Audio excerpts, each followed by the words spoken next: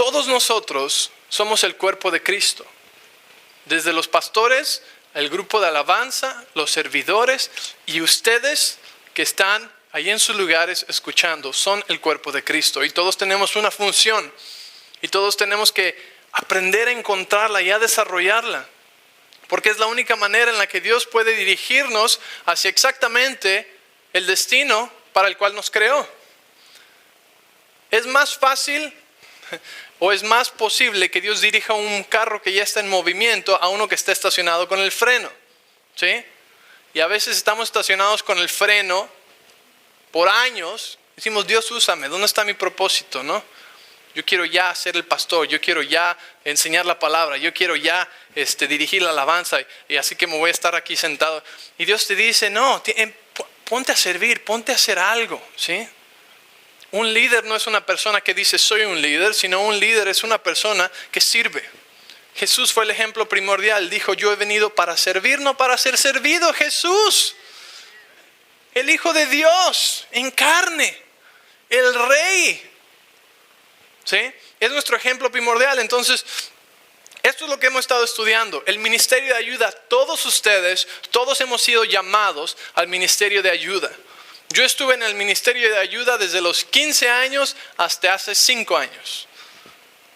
Y aún sigo en el ministerio de ayuda, a veces en otras cosas y en otras áreas. Entonces, Mateo 14, si no tienes Biblia, levanta tu mano y ahí en tu lugar te hacemos llegar una Biblia. Queremos que tengas la palabra de Dios y si no tienes una Biblia en tu casa, te la regalamos para que la puedas leer en la semana. Mateo 14, 19. Dice, los malos... en Proverbios no va a funcionar eso. Mateo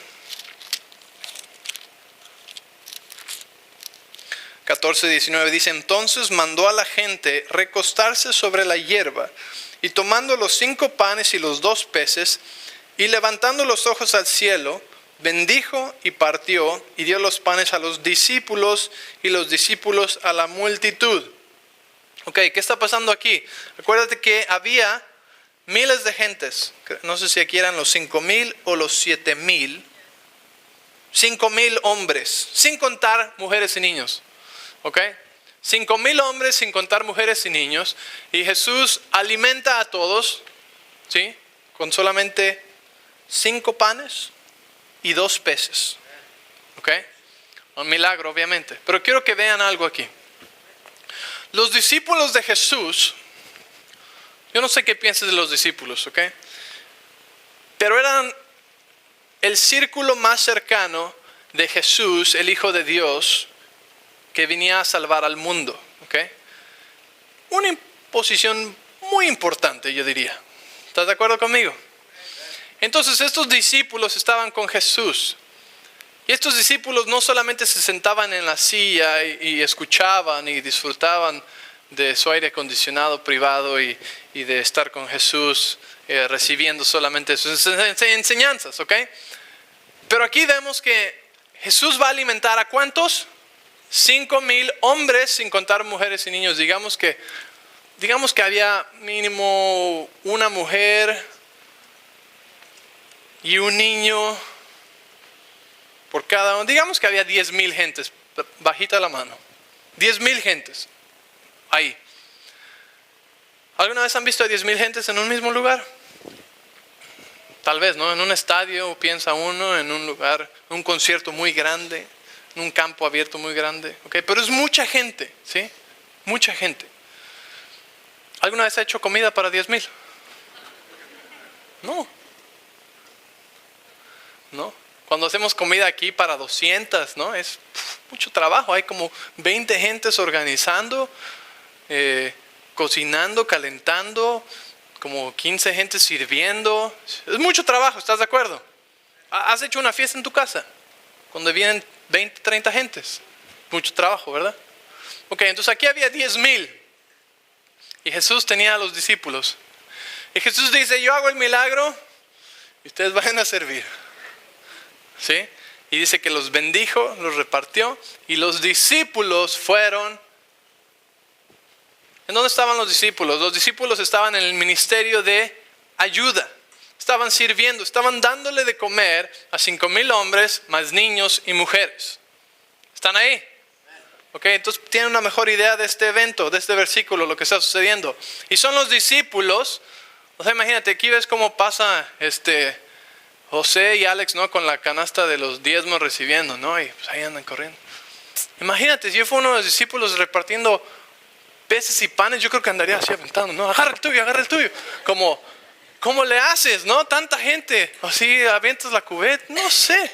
Pero es mucho trabajo. Pero los discípulos lo hicieron. ¿Ok?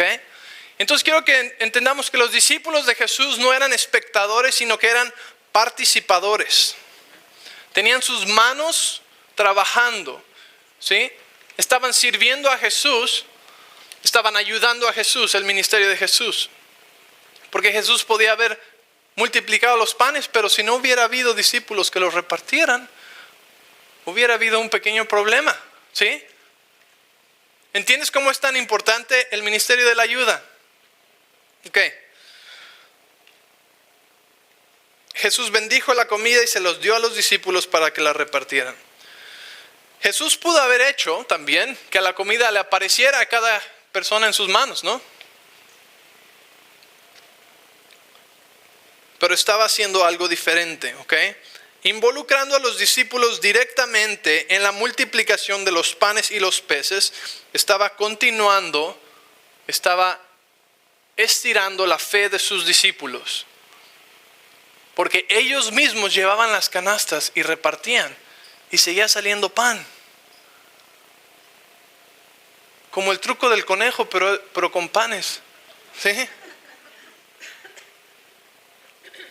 Entonces Jesús multiplicó la comida, los discípulos repartieron la comida y les sobraron canastas llenas. De cualquier forma, Jesús involucró a los discípulos en las cosas milagrosas que sucedieron. Ahora, uno se pone a pensar, servir a 10,000 gentes, yo no me voy a apuntar en esa lista. Pero si fuera esta canasta la que está repartiendo pan, yo quisiera ser el primero en tener una de esas canastas para repartir. ¿Te imaginas tener una canasta con pan o con peces y empezar a repartir a 5,000 gentes y no se acaba? Y sigue saliendo. ¿Te imaginas? Está siendo partícipe de un milagro sobrenatural del poder de Dios. Está siendo usado por Dios. Jesús hizo el milagro, pero los discípulos fueron partícipes del milagro y de lo sobrenatural. Dios mío, yo lo hubiera repartido a 1,000,000 de gentes, no me importa. Yo quiero ver ese milagro, cómo sale y sale y sale y sale pan y sale peces. Entonces yo creo que el ministerio de la ayuda no es tan aburrido, ¿verdad? ¿Están ahí? Cuando tú te involucras en la casa de Dios, y se los dije hace un par de semanas, cuando tú pides esas citas divinas a Dios para que te traiga a alguien, ¿sí? Cuando tú oras por alguien más, cuando tú buscas el servir a Dios y el extender su reino y el servirlo a Él, vas a ver los milagros y el poder sobrenatural más increíble que jamás hayas experimentado, ¿sí? Imagínate que Jesús hubiera dicho, ok, ¿quién quiere ayudarme a repartir canastas de pan a estas 10,000 gentes? Zafo, ¿no? No, todos apuntando a Pedro. No sé. ¿Por qué? Porque tendemos a veces a refugiarnos en la comodidad, ¿sí? Y no es tan cómodo andar caminando en el calor, en el sol, repartiendo pan a toda esta gente. Es mucha gente, es muy cansado, ¿sí? No es cómodo. Pero cuando decidieron salir de su comodidad y tomaron la tarea que Jesús les dio y sirvieron, vieron el poder de Dios de una manera sobrenatural, ¿sí? La unción de Dios y el poder de Dios opera a través de ti cuando tú le sirves a Él en su casa y sirves con el propósito de extender su reino. ¿Estás ahí? La unción de Dios puede operar a través de ti. El poder, lo sobrenatural, los milagros de Dios pueden fluir a través de ti cuando tú dices, aquí estoy, heme aquí, para servirte, para hacer lo que tú necesites, Dios. ¿Cuándo fue la última vez que hiciste algo por alguien sin esperar nada a cambio?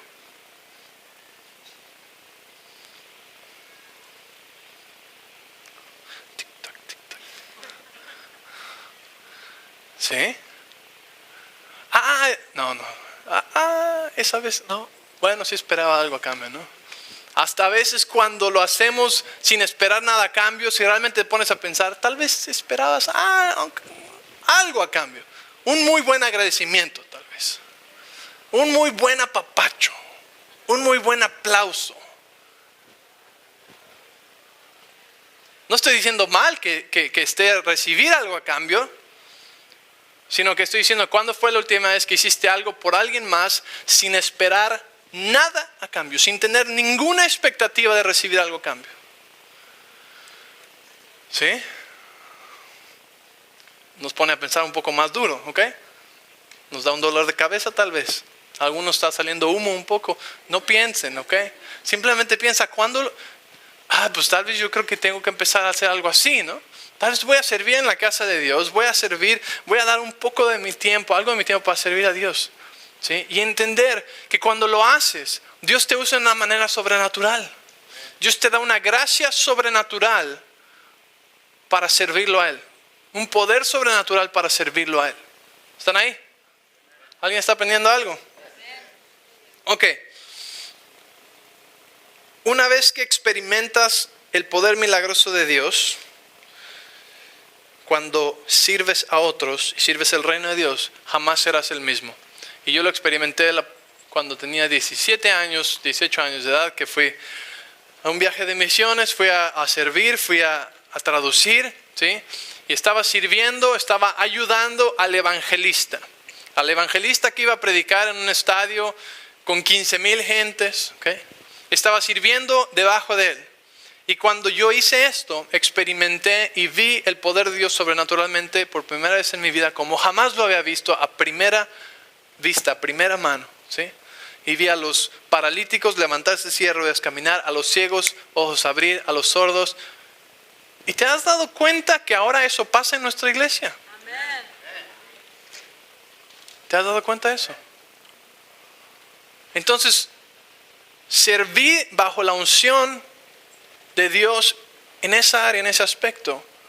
Y ahora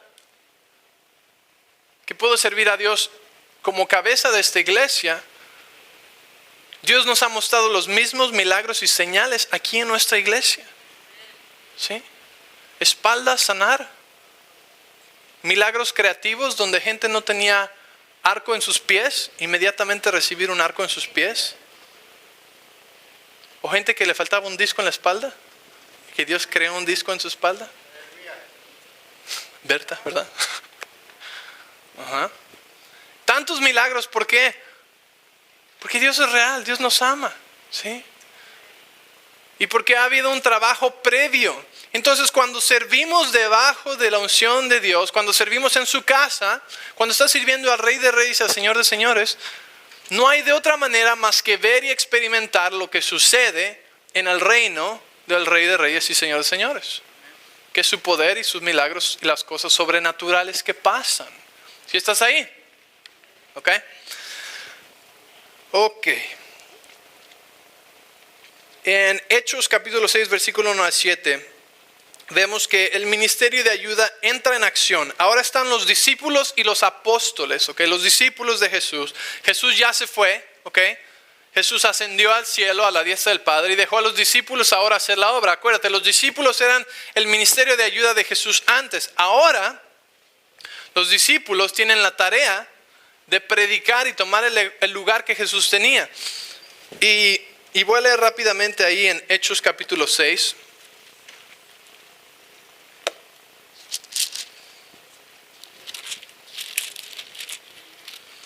Versículo 1 dice: en aquellos días, como creciera el número de los discípulos, hubo murmuración de los griegos contra los hebreos de que las viudas de aquellos eran desatendidas en la distribución diaria. No estaban haciendo muy buen cargo de las viudas, ¿ok? Entonces había chismes diciendo: mira cómo las viudas que están a su cargo están muy mal cuidadas.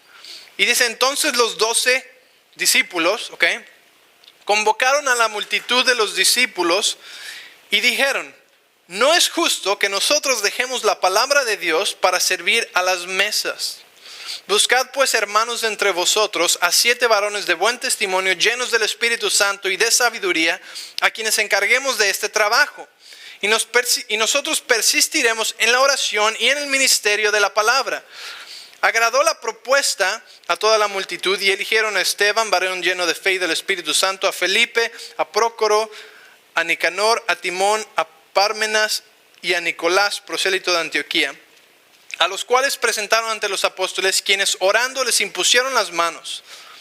Y crecía la palabra del Señor, y el número de los discípulos se multiplicaba grandemente en Jerusalén. También muchos de los sacerdotes obedecían la fe. Versículo 7, pon atención otra vez.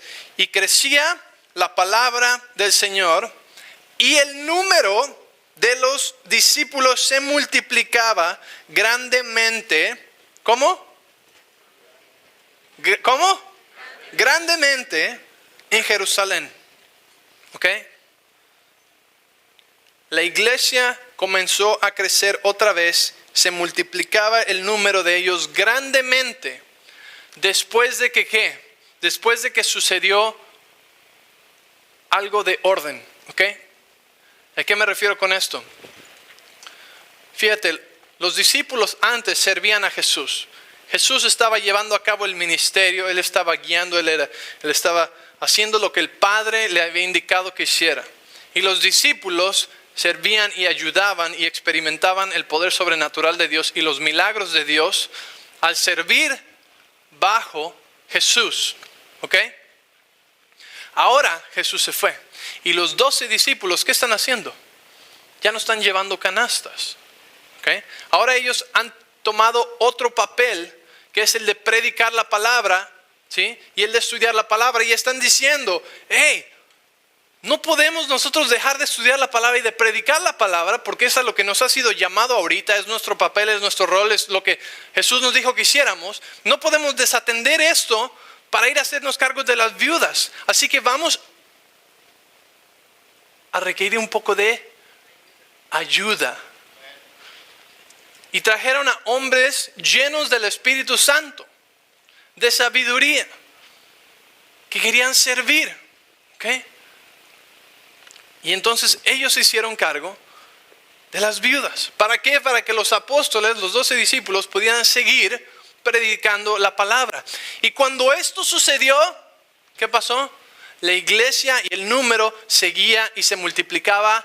¿Cómo? ¿Cómo? Grandemente. Dios no puede mandar más gente hasta que estemos listos para recibir y servir a más gente. ¿Están ahí? Ay, pues qué flojera, yo no quiero recibir más gente.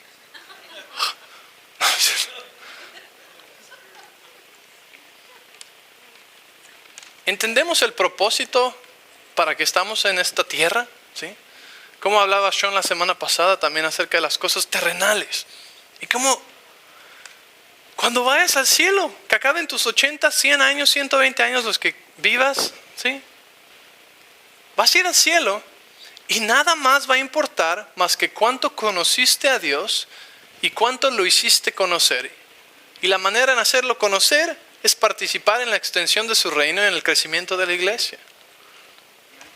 Ser buenos mayordomos de lo que tenemos aquí, de nuestra familia, de nuestro matrimonio, de nuestras finanzas, ¿sí? Todo eso es importante. Pero nuestro diario hacer de todo eso, tenemos que mantener nuestro enfoque en las cosas eternas. ¿Qué hice hoy que cuenta para la eternidad? ¿Qué hice hoy que afectó algo que va a durar para siempre? Tal vez fue una palabra de ánimo por alguien. Tal vez me detuve y lloré por una persona. Tal vez fue un momento en el que le di esperanza a alguien y los apunté a Dios. No sé. Pero recuerda que no estamos aquí para hacernos la iglesia más grande de Arizona, hispana, y nosotros. No se trata de eso, ¿sí? El propósito es extender su reino.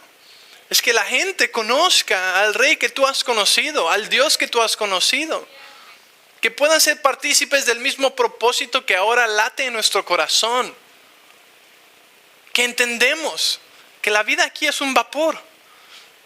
Así que vamos a disfrutar el tiempo que tenemos aquí, a vivir la vida abundante, pero a recordar lo que dice en Mateo 6:33, que primero busquemos el reino de Dios. Primero busquemos a Dios y extender su reino, engrandecer su nombre, ¿sí? Y todo lo demás, todo lo material será añadido y viene secundario. Pero que no consumamos nuestras vidas en lo material, ¿sí? ¿Están ahí? Entonces por eso es que ahora esto hace más sentido, ¿sí? Porque ahora yo puedo y deseo poner mi tiempo y mis habilidades que Dios me dio en la manera que pueda ahorita, en el tiempo que pueda ahorita, y de ahí crecer para servir su reino, para alcanzar a otros, para hacer cosas que importan para lo eterno, ¿sí? Por eso queremos un salón más grande. Porque si no seríamos solamente egoístas. Yo estoy muy cómodo aquí. Miren, la verdad es que este salón está bonito. Y pues todavía caben unas cuantas más. Y los que vengan, vengan. Y los que no, pues que se pierdan. Pero aquí está cómodo. ¿Para qué nos vamos a otro lado?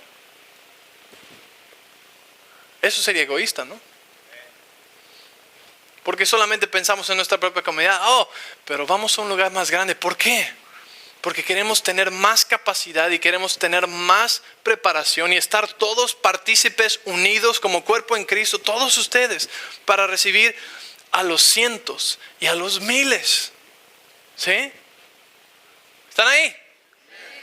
¿Alguien más se emociona conmigo? ¿Lo pueden ver? ¿Lo pueden ver? ¿Sí lo pueden ver conmigo? Cierra tus ojos y velo conmigo. Un salón más grande. Este es el siguiente paso.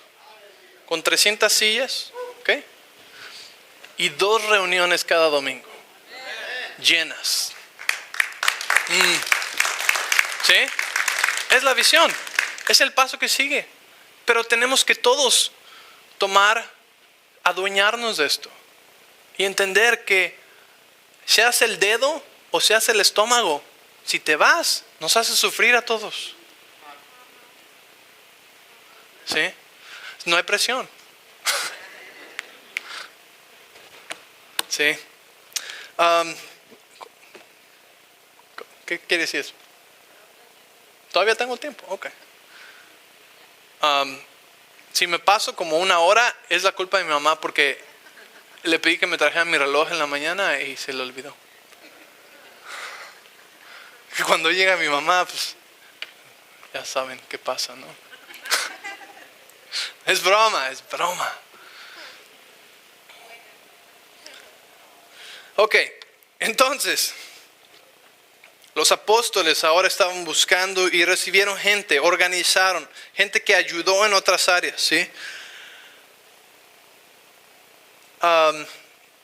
Y yo te garantizo que esas personas que vinieron ahora a hacerse cargo de las viudas, en el momento que ellos tomaron eso, no lo consideraron como una cosa de menos grado o una cosa más baja, ¿sí? Y yo te garantizo que experimentaron milagros cuando se hicieron cargo de esas viudas y oraron por esas viudas y ayudaron a proveer y a proteger a esas personas, ¿sí? Entonces, lo mismo sucede aquí con nosotros, ¿ok? Los apóstoles aprobaron la elección e impusieron las manos sobre esas personas y oraron por ellos, ¿ok? Avísame cuando me queden 10 minutos, por favor.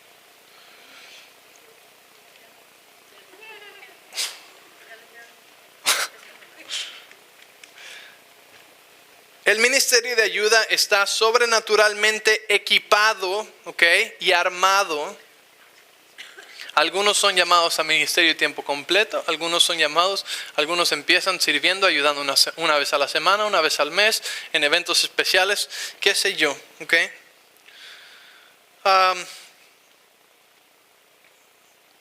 Hay muchos ejemplos del ministerio de ayuda en el Nuevo Testamento, en el Antiguo Testamento también. Eliseo sirvió a Elías, ¿ok? Eliseo era el siervo de Elías. Elías experimentó un poder de Dios en su vida, unos milagros y unas cosas sobrenaturales, increíbles. Léelo en tu Biblia, ¿ok? Pero Eliseo, dice la Biblia, el siervo, recibió doble de la unción y el poder que tenía Elías cuando Elías se fue. A veces tenemos una idea errónea de ayuda o de siervo y automáticamente la categorizamos en un nivel más bajo, ¿sí? Pero tenemos que renovar nuestra mente para entender la importancia y cómo Dios ve el ministerio de ayuda, ¿sí? Cómo Dios ve a los que sirven y a los que ayudan y la recompensa que hay para ellos.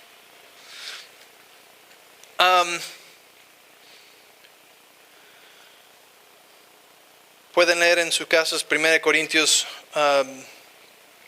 16 y ver cómo hay mucho del ministerio de ayuda ahí. Pueden estudiarlo en su casa. No me va a dar tiempo de cubrir eso. Pero entender que todas estas cosas, todos estos detalles contribuyen para el crecimiento de la iglesia. El crecimiento del cuerpo de Cristo, ¿okay? El avivamiento espiritual, el avivamiento de la iglesia, todo eso tiene que ver con el ministerio de ayuda, ¿sí? Podemos tener una alabanza maravillosa y podemos tener una predicación maravillosa y todo aquí muy bien. Pero si la persona que saluda a la gente en la entrada le hizo una grosería a alguien, o los ofendió en alguna manera, o tenía muy mala cara, esa primera impresión, ¿sabes? Cuenta muchísimo y puede echar todo lo demás a la basura. Porque uno dice, cuando sabemos todos aquí, que pues no nos ofendemos, que no somos rápidos para ofendernos y aprendemos a no tomar ofensa y a perdonar y amar y todo. Pero una persona que no conoce al Señor, que viene por primera vez y que la tratan mal allá afuera y en el estacionamiento le hacen algo que le ofende, o cuando lleva a sus niños a dejarlos allá, no le gusta cómo lo tratan o algo, no le muestran el amor de Cristo. No importa ya lo que pase aquí adentro, la predicación y la alabanza ya no importa. Porque el ministerio de allá, de ayuda, fracasó en su tarea de hacerlo como para el Señor y con excelencia y con amor y fervientes. ¿Sí?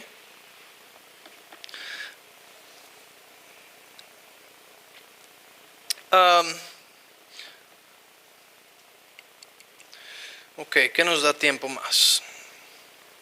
Una definición de ayuda es tener suficiente gente amorosa sirviendo.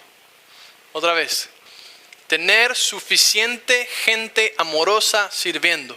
Díganlo conmigo. Tener suficiente gente amorosa sirviendo. Tener suficiente gente amorosa sirviendo. Porque nada sirve tener suficiente gente sirviendo si no lo están haciendo con amor. Si no son amorosas, si son groseras. Y de nada sirve tener suficiente gente amorosa sentada.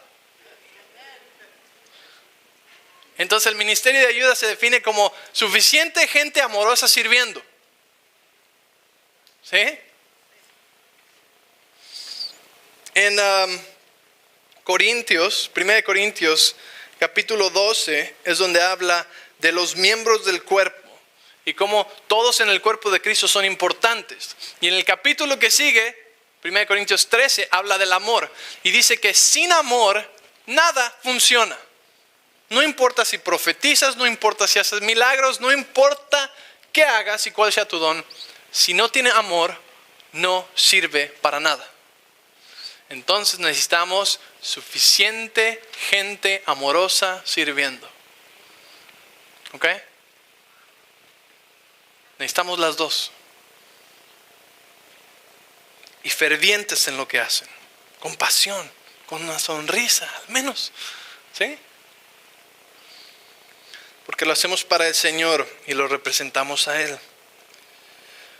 Dios tiene un lugar para ti en la iglesia, en donde te has plantado, donde echas raíces. Por eso es importante, y se acuerdan, el año pasado hablamos de plantarnos en la casa de Dios y de echar raíz profunda en la casa de Dios. Por eso la gente que se cambia de iglesia en iglesia en iglesia en iglesia, 6 meses, 1 año, 2 meses, 3 años, 5 años, 2 meses, nunca puede cumplir su propósito y su destino con Dios. Porque constantemente está sacando sus raíces de ese lugar y llegando a otro lugar. Y cada vez que llega dice, yo quiero ser líder, yo quiero servir. Y dicen, pues, en tu casa te conocen. ¿No? Y se va a otra iglesia. ¿Por qué? Porque necesitamos suficiente gente amorosa sirviendo. Y una persona que viene a un lugar, se ofende, se va a otro lugar, quiere hacer ahí, quiere hacer allá. Necesitamos plantarnos en una casa, echar raíz, alimentarnos. Y de ahí es donde vamos a servir, ahí es donde vamos a crecer. Y ahí es donde Dios nos va a dirigir a lo que tenga exactamente para nosotros.